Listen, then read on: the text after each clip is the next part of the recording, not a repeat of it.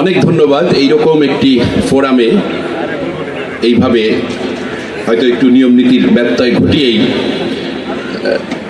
আপনাদের সামনে দুটো কথা বলার জন্য এসেছি।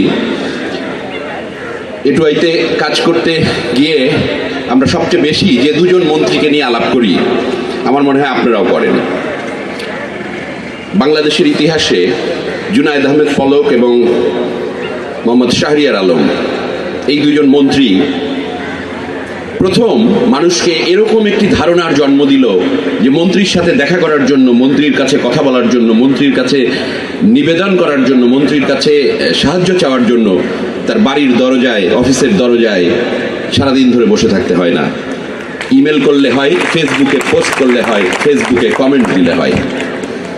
আমাকে অনেকে বলেছে যে শাহরিয়ার সাহেব কি নিজে ফেসবুকে পোস্ট করেন বা কমেন্ট করেন? ওনার কি এই সময় আছে?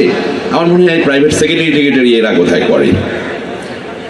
তো এখন বোধহয় আস্তে আস্তে মানুষ বুঝে যাচ্ছে, এবং আমার বিশ্বাস আগামীতে আমরা এরকম মন্ত্রী আরো পাবো,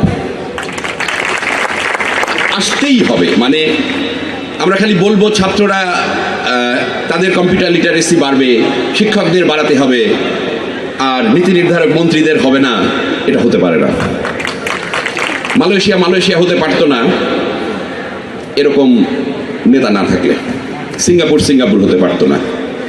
তো বাংলাদেশেও কিছু একটা হতে পারার সম্ভাবনা, দুটো তরুণ উদাহরণ আমি বলবো আমরা পেয়েছি, এবং এটা আমাদের জন্য গর্বের যে তারা দুজনই রাজশাহী বিভাগের।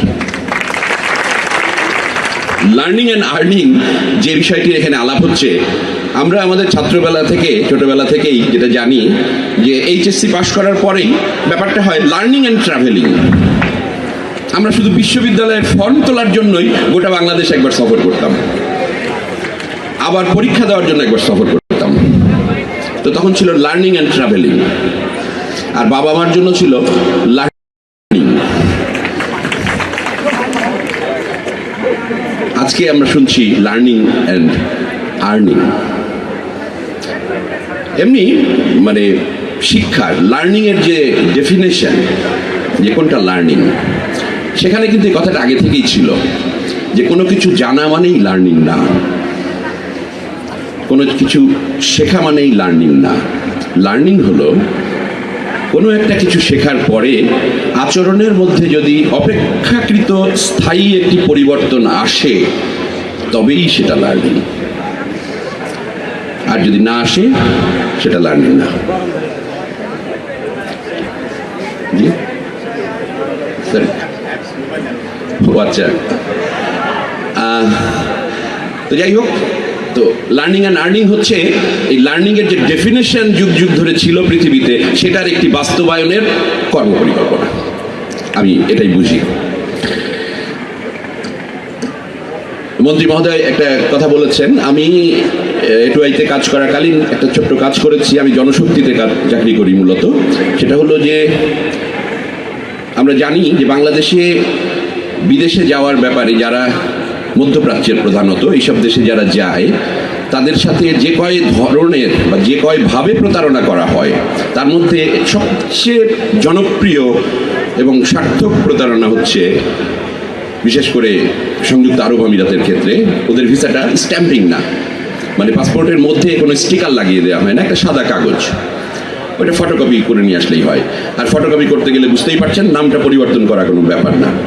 তো ব্রোকাররা যেটা করে, একটা সাধারণ মানুষের কাছে যখন যায় যে ঠিক আছে তোমাকে পাঠিয়ে দেবো, হয়তো 20,000 বা 50,000 টাকা সাইনিং মানি ধরনের নেয়, কিন্তু যখন ওই পাসপোর্টের একটা জাল মানে ফটোকপি তার নাম দিয়ে নিয়ে যায়, তখন সিংহভাগ অর্থ নিয়ে নেয় এবং মানুষও দিয়ে দেয়, আরে ভিসা চলে আসছে আমার, কিন্তু ওটা আসলে জাল ভিসা।